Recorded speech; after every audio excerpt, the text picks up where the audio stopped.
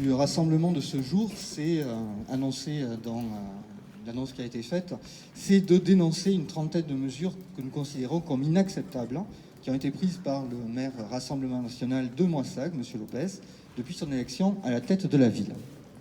Mais il nous faut d'abord prendre un moment pour évoquer l'actualité internationale, avec la guerre déclenchée par Vladimir Poutine contre l'Ukraine. La guerre aux portes de l'Europe, donc. Nous condamnons fermement l'offensive de l'armée russe contre l'Ukraine, une agression exercée dans le mépris le plus total du droit international et de la Charte des Nations Unies. Nous exprimons notre soutien plein et entier et toute notre solidarité au peuple ukrainien.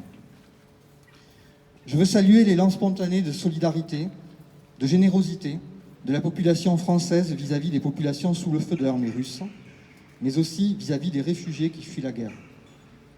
En dépit des discours de repli sur soi portés par les représentants de l'extrême droite, par les polémistes déclinistes, par les promoteurs de la haine, cela démontre que les Français sont très attachés aux valeurs de l'humanisme et de l'universalisme. Aujourd'hui, l'heure n'est pas à la polémique, mais en cette période de campagne présidentielle, comment ne pas observer la volte-face de certains candidats qui revendiquaient haut et fort, il y a quelques semaines encore, quelques jours même, leur sympathie à l'égard du régime russe et leur admiration pour Vladimir Poutine.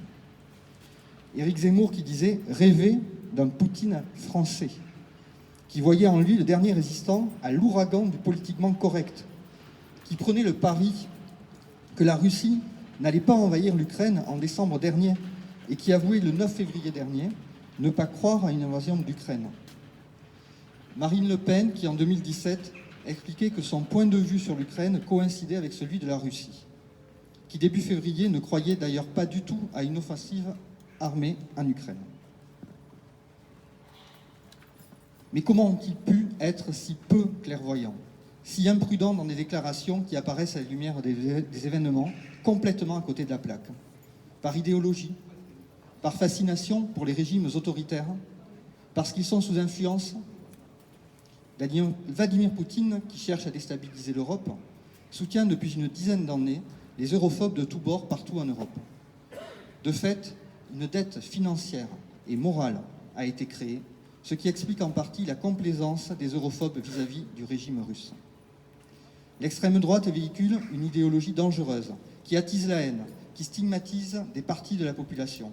Nous le savons, nous le condamnons. Mais la séquence en cours démontre aussi, si jamais nous en doutions, que l'analyse de la situation internationale faite par l'extrême droite est complètement erronée. On imagine avec effroi les conséquences gravissimes que ces erreurs d'analyse auraient pu avoir si l'extrême droite avait été au pouvoir. Aujourd'hui, elle est discréditée. Ici à Moissac, après plus de 18 mois de gestion de la ville par le Rassemblement national, le vernis commence à craquer. Le buzz médiatique du maire couvre de moins en moins efficacement ses manquements. Et ici aussi, le discrédit commence à s'installer. Le combat contre l'idéologie portée par l'extrême droite est un combat du quotidien. C'est aux simples citoyennes et citoyens que nous sommes qu'il revient de faire valoir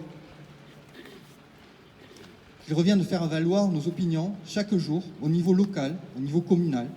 C'est comme cela que l'on peut infléchir in fine la politique menée par nos représentants au niveau national, au niveau européen et au niveau international.